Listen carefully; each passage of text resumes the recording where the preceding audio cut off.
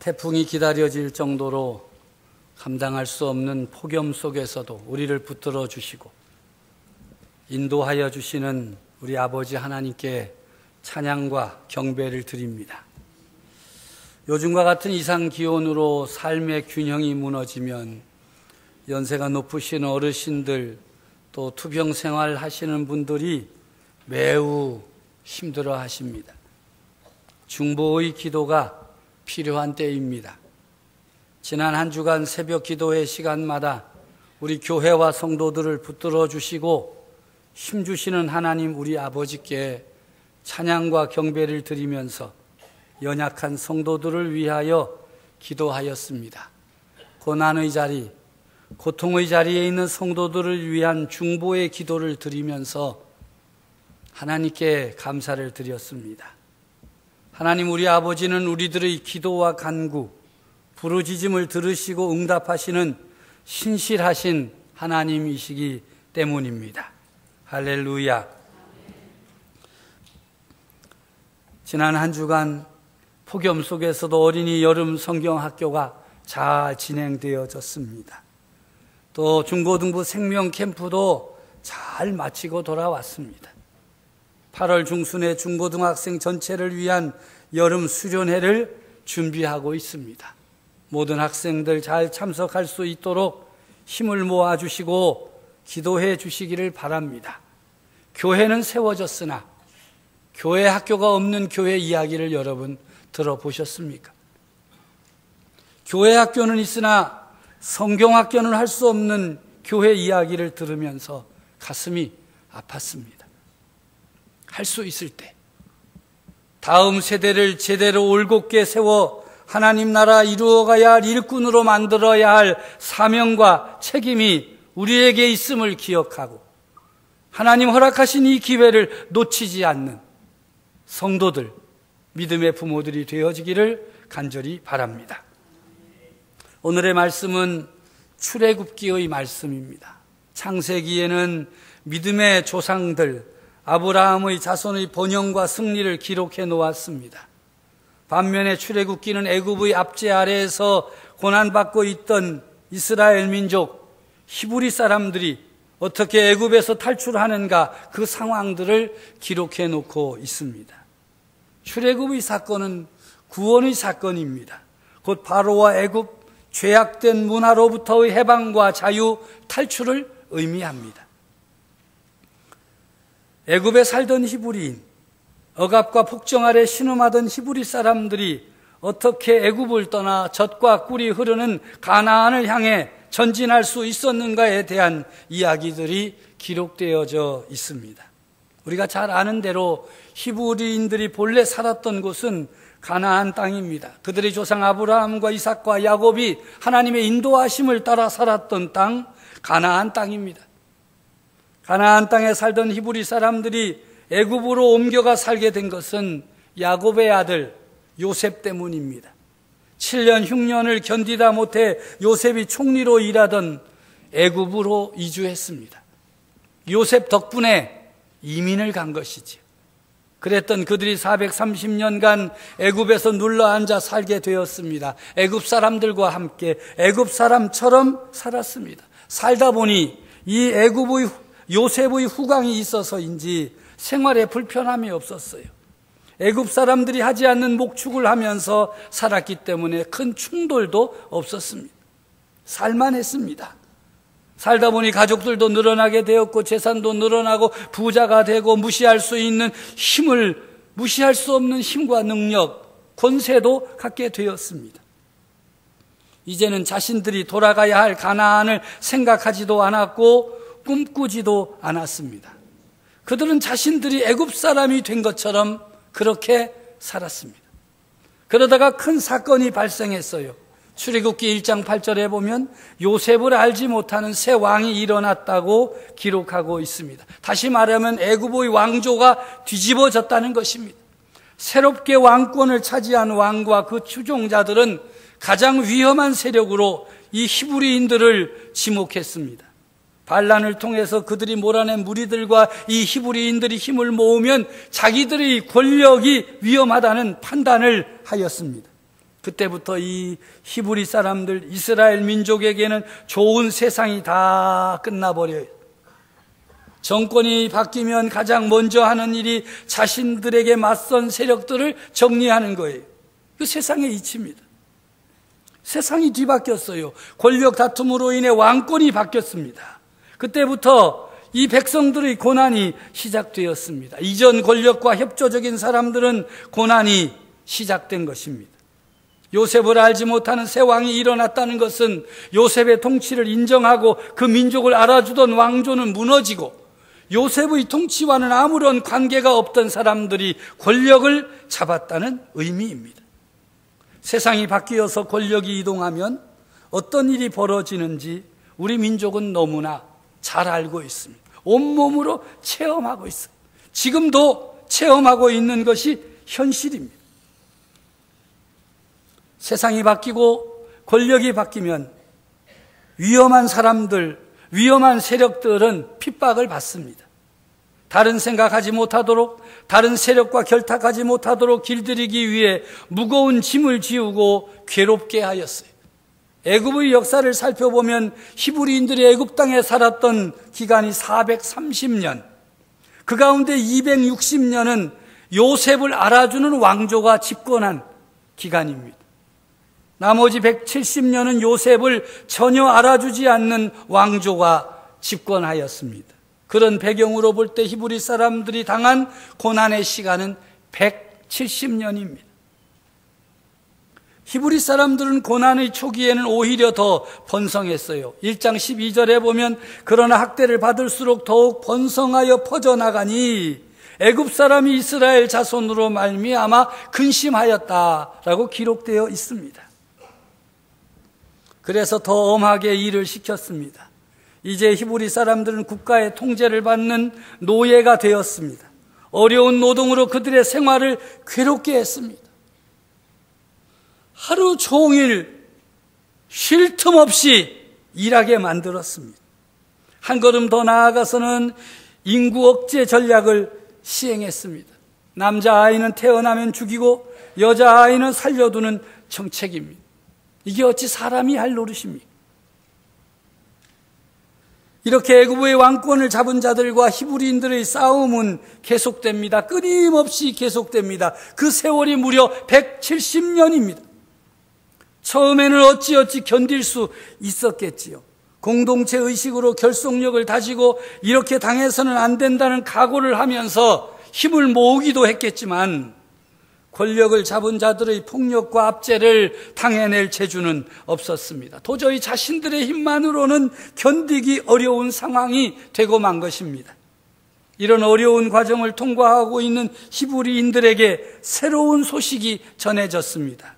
오늘 본문 23절의 말씀입니다. 여러 해 후에 애굽 왕은 죽었고 이스라엘 자손은 고된 노동으로 말미암아 탄식하며 부르짖는 소리가 하나님께 상달된지라. 이스라엘 자손을 여러 해 괴롭히던 애굽 왕이 죽었다는 것입니다. 그럼에도 탄압은 계속되었습니다. 왕조가 바뀐 것이 아니라 그 왕의 후손이 권력을 이어받았기 때문이지요. 시간이 지나면 좋은 날이 올 것이라는 희망조차 무너졌습니다. 이스라엘 자손은 고된 노동으로 말미암아 탄식하며 부르짖기 시작했습니다. 살 수가 없다는 것이지요. 하나님을 찾기 시작했습니다. 살려달라는 비명에 가까운 소리를 내기 시작했습니다. 미우라 아약고 이런 말을 했습니다. 병들지 않고서는 나아갈 수 없는 은혜의 자리가 있다. 고난이 아니고는 다다르지 못하는 은혜의 세계가 따로 있다. 고난은 우리의 마음을 땅에서 하늘로, 육의 세계에서 영의 세계로, 나의 욕망에서 하나님의 갈망으로 바뀌게 한다. 하나님의 선택을 받은 백성은 어려운 문제를 통해서 하나님을 만나게 됩니다. 내가 감당하기 벅찬 역경은 하나님의 급한 부르심입니다. 우리들 주변에 해결할 수 없는 문제 속에서 고통당하는 사람이 있는가 살펴보십시오. 그에게 고통의 의미와 하나님의 부르심의 때가 가까이 왔음을 전해야 합니다. 문제가 심각할수록 더욱 구원의 때가 가까이 왔음을 인식하고 하나님께 집중해야 합니다. 하나님의 구원이 실현되기 위해서 삶의 현장, 개인의 일상 속에 비정상적이고 납득하기 어렵고 이해하기 어려운 일들이 일어날 수 있습니다. 사람은 살기 좋고 평안할 때는 하나님을 찾지 않다가 위기와 역경을 통해 하나님께로 돌아옵니다. 덥지 않으면 다 휴가 가셨을 건데.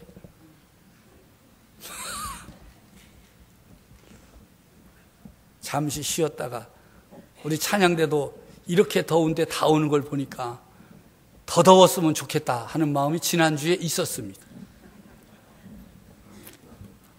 사람은 살기 좋고 평안할 때는 하나님 잘 찾지 않습니다.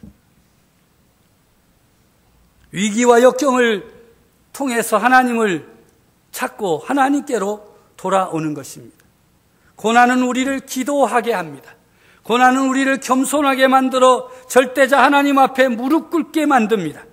심각한 고난은 우리를 다시 어린아이로 돌아가 전적으로 아버지를 찾고 부르짖는 기도를 하게 만들어 놓습니다. 부르짖어야 합니다. 어린아이처럼 아버지를 찾고 부르짖어야 합니다. 나를 살려주십시오. 나를 구해주십시오. 나를 건져주십시오. 이 부르짖음을 하나님은 들어주십니다. 듣고 계십니다. 오늘 본문 24절의 말씀입니다. 하나님이 그들의 고통 소리를 들으시고 하나님의 아브라함과 이삭과 야곱에게 세운 그의 언약을 기억하사라고 하십니다. 성경은 이스라엘 백성의 부르짖음에 하나님께서 들으시고 내려오셔서 건져내신다고 말씀하고 있습니다. 성도들이 형통할 때는 하나님께 감사하는 마음이 있기는 해도 절박하게 하나님을 필요로 하지는 않습니다. 그러나 스스로 감당할 수 없는 어려움이 오면 하나님을 찾고 부르짖습니다. 그러므로 고난은 우리로 기도하게 하시려는 하나님의 섭리이며 하나님께서 살아계신다는 사실을 분명하게 경험하는 일입니다. 자식을 강가에 내버려야 하는 부모의 마음을 어떻게 표현할 수 있겠습니까? 천인공노할 인구 억제 말살 정책 앞에서 어떤 방법도 찾지 못했던 그들의 분노와 억울함과 위기감 앞에서 비로소 그들의 눈이 하늘을 향하게 되었고 하나님을 찾기 시작한 것입니다. 이스라엘 백성들은 드디어 깨닫게 되었습니다. 저들이 사는 땅에서는 더 이상 생명을 유지할 수 없다는 것을 깨닫고 오랜 시간 잊고 지내던 하나님과 그들의 조상들에게 약속하셨던 약속의 땅을 바라보기 시작하였습니다. 고난이 심할수록 구원의 때가 가까이 왔음을 알아야 합니다. 어려울수록 기도하라는 하나님의 뜻을 깨달아야 합니다. 하늘의 표징을 살피고 주님께 집중해야 하는 것입니다. 내가 겪고 있는 고난의 환경은 하나님의 메시지를 갖고 있습니다. 꼭 만나야 할 사람, 꼭 깨달아야 할 내용이 있어서 일어나는 일이기에 자기 삶의 자리에서 주님이 주시는 음성을 들어야만 합니다. 고난 후에는 복이 오고 복 이후에는 영적 부담이 생기는데 결국은 자신을 이 땅에 보내신 아버지 하나님의 뜻을 생각하고 하나님께서 주신 약속을 따라 사명을 감당하게 하기 위함이라는 사실을 마음에 새겨야 하겠습니다. 하나님께서 일하시는 방법을 보십시오. 고난은 오히려 복이었습니다. 이스라엘 백성들은 그 수가 생육하고 번성하고 충만함에 이를 때까지 고난의 땅에서 시달려야만 했습니다. 하지만 그들의 그 시간을 통해 체득한 강한 생존력, 지독한 번식력은 결국 그들에게 복이 되어 돌아왔습니다. 하나님께서는 왜 애굽 왕 바로가 신생아를 죽이려고 할 때 가만히 계셨습니까? 하나님의 자녀들에게 있어서 고난은 항상 하나님의 부르심입니다. 하나님의 복과 사람의 복은 그 개념이 다릅니다. 하나님께서는 우리를 통하여 이루실 구원의 역사를 위하여 고난과 은총을 적절하게 배열하셔서 우리로 하나님 중심으로 살게 하시고 우리에게 주신 약속의 땅으로 다가가도록 인도하여 주시는 것입니다. 누가 얼마의 행복을 누리고 누가 얼마의 고난을 당했느냐는 문제가 아닙니다. 이런 고난과 성공과 축복과 약속과 아픔과 질병을 통해서 우리가 과연 얼마나 하나님 약속하신 그 땅을 향해서 더 가까이 다가갔느냐 하는 것이 중요한 것입니다. 성도 여러분, 여러분은 얼마나 하나님 나라에 가까이 다가가셨습니까? 하나님은 우리의 기도를 통해 약속을 이루십니다. 하늘을 열기 위하여 기도해야 할 때 기도하지 않으면 고난이라는 도구를 통하여 우리의 흐트러져 있던 마음을 하나님께로 향하게 하시고 결국 무릎을 꿇게 하시는 것입니다. 주님께서 기도하게 하실 때 기도하여야 됩니다. 이때가 기도하여야 할 때라고 아무리 외쳐도 기도하지 않는 성도 여러분, 기도해야 됩니다.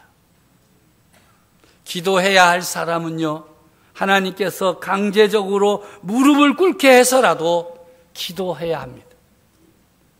풀리지 않는 문제, 내 힘으로 해결할 수 없는 절망적인 상황이 오는 것은 주님께 기도하라는 신호입니다. 예수님께서 우리가 땅에서 무엇이든지 매면 하늘에서도 매일 것이요 땅에서 무엇이든지 풀면 하늘에서도 풀린다 말씀하신 것을 기억하고 기도해야 합니다. 우리의 기도가 올라갈 때 하나님의 역사가, 하나님의 경륜의 진행을 위한 나팔이 울려 퍼지게 되는 것입니다. 하나님께서는 하나님의 자녀들이 신음하는 고통의 이유를 알고 계시고 그들의 갈망하는 소원을 아십니다. 하나님의 일은 기도 없이 이루어지지 않고 눈물의 기도가 올라가지 않고는 사탄의 견고한 진이 무너지지 않는다는 사실을 우리가 기억해야 할 것입니다. 하나님의 구원의 역사는 하나님께서 택하신 사람을 통하여 기록되고 사람은 기도의 무릎으로 하나님 나라의 문을 열 수 있습니다. 하나님께서는 저들의 부르짖음이 하늘에 상달될 때까지 기다렸습니다. 뜻이 하늘에서 이루어진 것 같이 땅에서 이루어지려면 이 땅에서의 기도가 분량이 차야 됩니다. 그러므로 하나님께서 고난을 주실 때가 기도할 기회인 것입니다. 기도를 통해 풀어야 할 문제가 있을 때 감사하고 엎드리십시오. 약속에 근거한 바른 원칙을 가지고 하나님 앞에 기도하면서 하나님의 뜻을 찾아가는 성도들이 되시기를 바랍니다. 하나님께서는 우리의 기도가 뽑혀 나오기까지 우리를 훈련하십니다. 아이를 갖지 못했던 한나의 눈물의 기도를 여러분 아시지요? 그 피 맺힌 한 여인의 기도를 타고 사무엘이 왔습니다. 사람의 간절한 기도, 목숨을 건 수고를 타고 구속의 역사는 진행된다 하는 말씀입니다. 하나님은 믿음의 사람들 아브라함, 이삭, 야곱에게 약속하신 대로 그들의 후손을 하늘의 별처럼 바다의 모래처럼 창대하게 하리라 하신 약속을 지키기 위하여 역사하십니다. 창세기 15장 13절과 14절에 하나님의 약속이 기록되어져 있습니다. 여호와께서 아브라함에게 이르시되 너는 반드시 알라. 내 자손이 이방에서 객이 되어 그들을 섬기겠고 그들은 400년 동안 내 자손을 괴롭히리니 그들이 섬기는 나라를 내가 징벌할지며 그 후에 내 자손이 큰 재물을 이끌고 나오리라. 내 자손은 4대 만에 이 땅으로 돌아오리라. 아멘. 오늘 본문 25절의 말씀입니다. 하나님이 이스라엘 자손을 돌보셨고 하나님이 그들을 기억하셨더라. 출애굽기 3장 7절과 8절의 말씀은 이렇게 기록합니다.